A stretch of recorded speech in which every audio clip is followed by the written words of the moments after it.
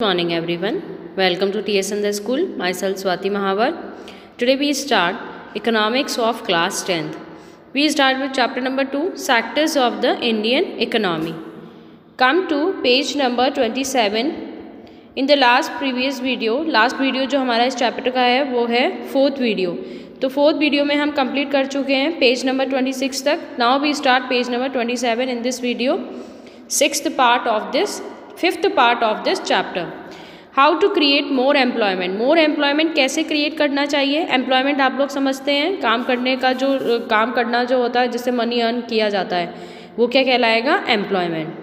From the above discussion we can see that there continues to be considerable underemployment in agriculture. Previous जो हमने ये chapter पढ़ा था वहाँ पर हमने क्या देखा कि एग्रीकल्चर के अंदर लोग दिखने में तो एम्प्लॉयड होते हैं लेकिन रियल टर्म्स के अंदर वो एम्प्लॉयड नहीं होते हैं. They are also people who are not employed at all. कुछ लोग ऐसे होते हैं जो दिखने में तो एम्प्लॉयड लगते हैं लेकिन एम्प्लॉयड नहीं होते हैं. वो काम करते हैं लेकिन उनके काम करने का कोई भी निष्कर्ष नहीं निकलता है, कोई भी मनी अर्न वो नहीं करते हैं. In what ways can one increase in employment for people? Let us look at some of them. कुछ examples हम देखेंगे इसमें. Take the case of Lakshmi with her 2 hectare plot of unirrigated land. Lakshmi की story के बारे में हम पढ़ते हैं. तो लक्ष्मी के पास क्या है, 2 हेक्टेयर प्लॉट है अनइरिगेटेड लैंड, यानी जिसके ऊपर वो खेतीबाड़ी नहीं कर सकती है. वो जो लैंड है वो फर्टाइल नहीं है. The government can spend some money or bank can provide a loan to construct a well for her family to irrigate the land. Government उसको एक लोन प्रोवाइड कराती है बैंक से ताकि वो वहाँ से लोन लेकर के अपना खुद का एक वेल का कंस्ट्रक्शन करा सके ताकि उस वेल के पानी को वो इरिगेशन के काम में ले सके. Lakshmi will then be able to irrigate her land and take a second crop. अब लक्ष्मी उस पर इरीगेशन करती है और second crop wheat during the rabi season, wheat का प्रोडक्शन करती है राबी सीजन के अंदर. Let us suppose that 1 hectare of wheat can provide employment to 2 people for 50 days. 1 hectare wheat के ऊपर जो प्रोडक्शन करती है, वीट का जो प्रोडक्शन करती है वो एम्प्लॉयमेंट देता है 2 लोगों को. कितने दिन का, 50 डेज का, यानी 2 लोग 50 दिन तक वहाँ पर वीट प्रोडक्शन करने के अंदर एम्प्लॉयड रहेंगे. इसके अंदर सोइंग, वाटरिंग, फर्टिलाइजिंग, ये सारी एक्टिविटीज़ वहाँ पर इन्वॉल्व है. सो 2 more people of the family can be employed in our own field. Now suppose a new dam is constructed and canals are dug to irrigate many such farms. इसी तरीके से अगर dam बना दिया जाए तो सभी लोगों को पानी मिल जाएगा अपनी लैंड को इरीगेट करने के लिए. This could lead to a lot of employment generation, जिससे ज़्यादा से ज़्यादा एम्प्लॉयमेंट जनरेट हो सकता है with in the agriculture sector itself, reducing the problem of under employment. और एग्रीकल्चर सेक्टर के अंदर ही लार्ज लेवल पर एम्प्लॉयमेंट अवेलेबल कराया जा सकता है जिससे अंडर एम्प्लॉयमेंट की प्रॉब्लम क्या हो जाएगी, सॉल्व हो जाएगी. Now suppose Lakshmi and other farmers produce much more than before. अब इसी तरीके से लक्ष्मी की तरह ही अगर दूसरे फार्मर्स भी ज़्यादा प्रोडक्शन करते हैं पहले से, मतलब पहले जितना प्रोडक्शन कर रहे थे उससे अगर वो ज़्यादा प्रोडक्शन करते हैं, they would also need to sell off this. तो अगर वो ज़्यादा प्रोडक्शन करेंगे तो उनके पास ज़्यादा वीट रहेगा, ज़्यादा ग्रेन रहेगा ताकि वो उसको आगे सेल कर सके. For this they may require to transport their product to a nearby town. और पास के ही टाउन के अंदर उनको ट्रांसपोर्ट फैसिलिटी चाहिए होगी ताकि पास के ही टाउन के अंदर वो अपने प्रोडक्ट को, अपने वीट को, ग्रेन को वहाँ पर ले जा कर के बेच सकें. If the government invest some money in transportation, अगर गवर्नमेंट कुछ पैसा ट्रांसपोर्टेशन में लगाती है एंड स्टोरेज ऑफ क्रॉप्स, और क्रॉप्स को स्टोर करके रखने के लिए प्रोवाइड कराती है, और makes better rural roads so that mini trucks reach everywhere. Several farmers like Lakshmi who now have access to water वो can continue to grow and sell these crops. अब अगर गवर्नमेंट ट्रांसपोर्टेशन फैसिलिटी अच्छी करा देती है, कुछ पैसा ट्रांसपोर्टेशन के अंदर लगाती है, तो छोटे जो मिनी ट्रक्स होते हैं वो हर जगह जा कर के लोगों के प्रोडक्ट को ले जा कर के वो सेल कर सकते हैं. और लक्ष्मी जिसमें वाटर की अवेलेबिलिटी की वजह से ज़्यादा प्रोडक्शन किया है वो भी अपनी क्रॉप्स को मार्केट के अंदर ले जा कर के सेल कर सकती है. This activity can provide productive employment not just farmers but also others such as those in services like transportation और ट्रेड. अब लक्ष्मी ने तो यहाँ पर मनी अर्न किया ही है, लक्ष्मी तो यहाँ पर एम्प्लॉयड हुई ही है, उसके साथ में जो ट्रांसपोर्टेशन था, जो ट्रेड था, वो भी यहाँ पे क्या हो गए, एम्प्लॉयड हो गए। जो ट्रांसपोर्ट फैसिलिटी हमें अवेलेबल कराता है वो भी यहाँ पे एम्प्लॉयड हो जाएगा। Lakshmi's need is not confined to water alone. To cultivate the land she also needs seeds, fertilizers, agriculture equipments and pump set to draw water.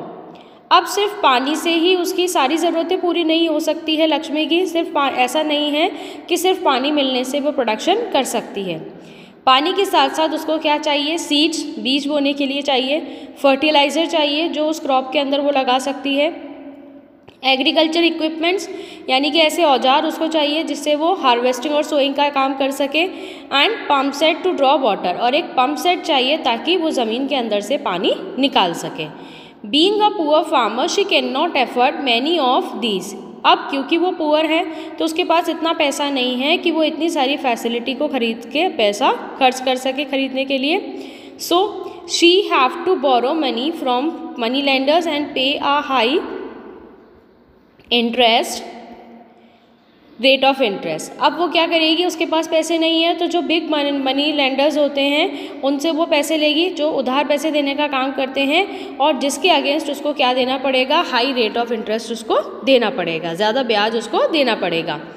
If the local bank gives her credit at a reasonable rate of interest she will be able to buy all these in time and cultivate her land. अगर वही loan उसको bank देती है तो bank क्या करेगी, rate of interest कम लेगी, उसको हेल्प मिलेगा कि उसका रेट ऑफ इंटरेस्ट क्या हो जाएगा, कम हो जाएगा, कम रेट ऑफ इंटरेस्ट पे उसको लोन मिल जाएगा। And buy all these in time and cultivator and, और जो पैसे उसको मिलेंगे उससे वो जिन चीज़ों की उसको कल्टिवेशन के अंदर ज़रूरत पड़ेगी वो सारी चीज़ें वो खरीद सकती है और अपनी लैंड को कल्टिवेट कर सकती है। This means that along with water we also need to provide cheap agriculture credit to the farmers for farming to improve। अब वाटर के साथ साथ गवर्नमेंट को चीप मनी देने की भी ज़रूरत पड़ती है कि सस्ती रेट पर उनको क्रेडिट अवेलेबल कराया जाए, उधार पैसा उनको दिया जाए ताकि वो जो भी उनकी ज़रूरतों की चीज़ें होती है वो उनको खरीद सकें। We will look at some of these needs in chapter 3 money and credit। Another way by which we can tackle this problem is to identify, promote and locate industry and services in semi-rural area where a large number of people may be employed। अब local industries और जो सारी चीज़ें इस trade के अंदर ज़रूरत होती है, जिन चीज़ों की ट्रेड के अंदर, वो सारी चीज़ों को कहाँ पर लगाया जाए, सेमी रूरल एरियाज़ के अंदर लगाया जाए। सेमी रूरल यानी कि ना तो वो गांव वाला एरिया हो ना ही वो शहर वाला एरिया हो, जहाँ पर लार्ज नंबर ऑफ़ पीपल वहाँ पे काम कर सकें। For instance suppose many farmers decide to grow arhar and chickpea. अगर कुछ फार्मर्स चिकपी और अरहर उगाने का सोचते हैं, setting up a dal mill to procure and process these and sell in the cities is one such example. अब ये सारी जो चीज़ें होती हैं उनको क्लीन भी कराना होता है, कुछ प्रोसेसिंग होती है उसके अंदर, उसके बाद जाके वो मार्केट के अंदर सेल होती है। तो प्रोडक्शन यहाँ पे किसका कर रहा है, पल्सेस का, फार्मर कर रहा है, लेकिन गवर्नमेंट को कुछ ऐसी दाल मिल वगैरह बनानी पड़ेगी, ऐसी इंडस्ट्रीज़ वहाँ पे सेटअप करनी पड़ेगी जहाँ पर जो दूसरे प्रोसेस होते हैं उसको क्लीन करने का, पैकिंग करने का, वो सारी चीज़ें वहाँ पर हो सके और मार्केट के अंदर वो सेल हो सके। Opening a cold storage could give an opportunity for farmers to store their product like potatoes and onions and sell them when the price is good। अगर गवर्नमेंट कोल्ड स्टोरेज ओपन कर सकती है कि अगर government cold storage की facility लोगों को available कराती है, फार्मर्स को अवेलेबल कराती है, तो फार्मर्स के पास में एक अपॉर्चुनिटी रहता है कि वो पोटैटो और अनियन जैसी जो क्रॉप्स होती है उनकी उसको वहाँ पर सेव करके रख सकते हैं। और जब मार्केट के अंदर उनको अच्छा पैसा मिलता है, जब मार्केट में उनकी प्राइसेस अच्छी होती है तो वो मार्केट के अंदर ले जा कर के अपनी जो भी उनकी क्रॉप है पोटैटो और अनियन की उसको सेल कर सकते हैं। In villages near forest areas we can start honey collection centres. अब विलेजेस यानी गांव के अंदर फॉरेस्ट एरिया के पास में एक हनी कलेक्शन सेंटर्स बनाए जाएं जहां पर फार्मर्स आकर के अपना जो भी वो हनी वहां से फॉरेस्ट से कलेक्ट करते हैं उस हनी को वो वहां पर सेल कर सकें। It is also possible to set up industries that process vegetables and agriculture produce like potato, sweet potato, rice, wheat, tomato, fruits which can be sold in outside market. और गवर्नमेंट ऐसी industries भी set करे जहाँ पर जो farmers होते हैं, जैसे छोटे छोटे लेवल पे जो लोग प्रोडक्शन करते हैं पोटैटो का और वेजिटेबल्स वगैरह का, जो छोटे छोटे लेवल पे अपने जो भी उनका पर्टिकुलर स्मॉल एरिया होता है वहाँ पर जब वो कल्टीवेशन करते हैं तो उस प्रोडक्ट को वो वहाँ ले जाके और इंडस्ट्रीज़ के अंदर ले जा करके सेल कर दें। This will provide employment in industries located in semi rural areas and not necessarily in large urban area. इससे क्या होगा, उस सेमी रूरल एरिया के अंदर रहने वाले लोगों को क्या मिल जाएगा, एम्प्लॉयमेंट मिल जाएगा, रोजगार मिल जाएगा, वो लोग वहाँ पे काम कर सकेंगे। और ज़रूरी नहीं है कि लार्ज अर्बन सेंटर्स के अंदर ये सारी चीज़ें बनाई जाए। यानी कि अगर सेमी रूरल एरिया के अंदर इंडस्ट्री सब लगाई जाएगी तो वहाँ के लोगों को भी अच्छा एम्प्लॉयमेंट मिल जाएगा, साथ में गाँव के लोगों को ज़्यादा दूर नहीं जाना पड़ेगा अपने प्रोडक्ट को सेल करने के लिए। Now do you know that in India 46.9% of the population belongs to the age group of 5 to 29 years।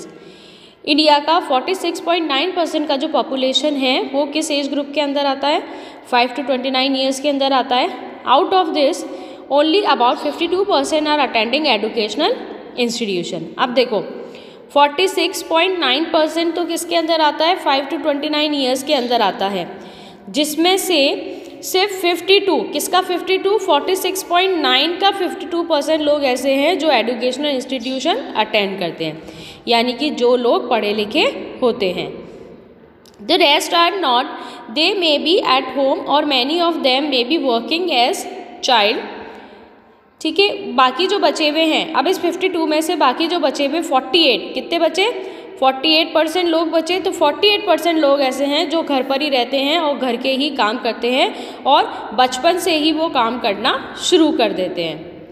Now come to the next page. Child labour, as a child labour वो लोग काम करना शुरू कर देते हैं क्योंकि उनको स्कूल तो भेजा जाता ही नहीं है। If these children are to attend school we will require more buildings, more teachers and other staff. अब अगर यही 48% बच्चे स्कूल जाएंगे तो हमें टीचर्स, स्कूल, इंस्टीट्यूशंस की भी ज़्यादा से ज़्यादा ज़रूरत पड़ेगी। तो ये सारी चीज़ें भी क्या हो जाएगी, इंक्रीज़ हो जाएगी। आया आप लोगों के समझ में, जितने बच्चे स्कूल जाएंगे उतनी ज़्यादा स्कूल बढ़ेगी, उतनी ज़्यादा वहाँ पर टीचर्स की ज़रूरत होगी और दूसरी चीज़ों की भी वहाँ पर नीड होगी जो स्कूल के अंदर काम में ली जाती है। A study conducted by the Planning Commission estimates that nearly 20 lakh jobs can be created in the educational sector। Planning commission जो है, जो हमारा 5 ईयर प्लानिंग करता है प्लानिंग कमीशन, उसने क्या बताया कि 20 लाख जॉब्स तो सिर्फ किसके अंदर है, एजुकेशनल सेक्टर के अंदर है। यानी कि सिर्फ एजुकेशनल सेक्टर के अंदर, सिर्फ शैक्षिक के अंदर ही कितने टीचर्स, कितने लोग एम्प्लॉयड रहते हैं, 20 लाख जॉब्स, 20 लाख पर्सनस वहाँ पर एम्प्लॉयड रहते हैं। Similarly if we are to improve the health situation, इसी तरीके से अगर हेल्थ सिचुएशन लोगों की इम्प्रूव की जाएगी, we need many more doctors, तो हमें हेल्थ अच्छा करने के लिए क्या चाहिए, डॉक्टर्स, नर्स, हेल्थ वर्कर्स, ये सारी चीज़ें हमको चाहिए। To work in rural area, ताकि वो लोग कहाँ जाके काम कर सके, रूरल एरियाज़ के अंदर जा कर के वो लोग काम कर सकें। These are some ways by which jobs would be created and we would also be able to address the important aspect of development talked about in chapter 1। तो ये सारी चीज़ें किसके अंदर आ जाएगी, डेवलपमेंट के अंदर आ जाएगी। ठीक है, सभी चीज़ों का इंक्रीमेंट होगा, एम्प्लॉयमेंट का इंक्रीमेंट होगा, एडुकेशन का इंक्रीमेंट होगा, तो अल्टीमेटली हमारा क्या इंक्रीज़ हो जाएगा, डेवलपमेंट इंक्रीज़ हो जाएगा, कंट्री क्या हो जाएगा, डेवलप हो जाएगा, जो हमने चैप्टर 1 के अंदर पढ़ा था। Now, every state or region has potential for increasing the income and employment for people in that area। हर रीजन, हर स्टेट में एबिलिटी होता है कि वो वहाँ के लोगों का इनकम और एम्प्लॉयमेंट क्या कर सके, इंक्रीज कर सके। इट कुड बी टूरिज़्म, ये क्या है, जैसे टूरिज़्म है, रीजनल क्राफ्ट इंडस्ट्री है, न्यू सर्विसेज लाइक IT। तो ये सारे सेक्टर्स ऐसे हैं जहाँ पर एम्प्लॉयमेंट इंक्रीज कर सकते हैं। Some of these would require proper planning and support from the government। और इन सब चीज़ों के लिए क्या चाहिए, प्रॉपर प्लानिंग चाहिए गवर्नमेंट की और फुल सपोर्ट चाहिए गवर्नमेंट का, ताकि लोग आगे आ सकें और अपना डेवलपमेंट कर सकें। For example, the same study by the Planning Commission says that if tourism as a sector is improved, every year we can give additional employment to more than 35 lakh people. अगर सिर्फ tourism sector को हम increase करते हैं, tourism जानते हैं ना आप लोग, जो विदेशी, जो दूसरे लोग, एक स्टेट के लोग दूसरे स्टेट के अंदर जो घूमने जाते हैं, वो सब क्या कहलाएंगे, टूरिज़्म कहलाएगा। तो अगर सिर्फ टूरिज़्म सेक्टर को हम इंक्रीज़ करेंगे तो कितने लोगों को एम्प्लॉयमेंट मिल जाएगा, यहाँ पर 35 लाख। ये तो एडुकेशनल से भी इंक्रीज़ हो गया, एडुकेशनल में सिर्फ कितना था, 20 लाख था, और यहाँ पे कितने लोगों को एम्प्लॉयमेंट मिलेगा, 35 लाख। जो शॉप्स वाले हैं, जो होटल्स वाले हैं, जो रेस्टोरेंट्स वाले हैं, उन सब लोगों को एम्प्लॉयमेंट मिलेगा, और इस तरीके से 35 लाख पीपल क्या हो जाएंगे, रोजगार उनको मिल जाएगा, एम्प्लॉयड हो जाएंगे।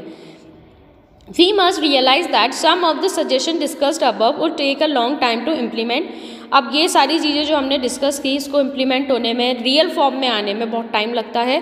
For the short time we need some quick measure, और जब छोटे टाइम के लिए हमें क्या करने चाहिए, क्विक मेजर्स करने चाहिए, ऐसे क्विकली चेंज होने वाली चीज़ें करनी चाहिए, ताकि उनको चेंज होने से लोगों को अच्छा हो सके, लोग एम्प्लॉयड हो सके। Recognizing this, the central government in India made a law implementing the right to work. और यही चीज़ देखते हुए इंडिया की गवर्नमेंट ने एक एक्ट निकाला, कौन सा एक्ट निकाला, राइट टू वर्क। अब इस एक्ट के बारे में हम इसके आगे के पार्ट, जो 6th पार्ट आएगा, उसके अंदर पढ़ेंगे। आया आप लोगों के समझ में यहाँ तक? So thanks for watching and stay home, stay safe.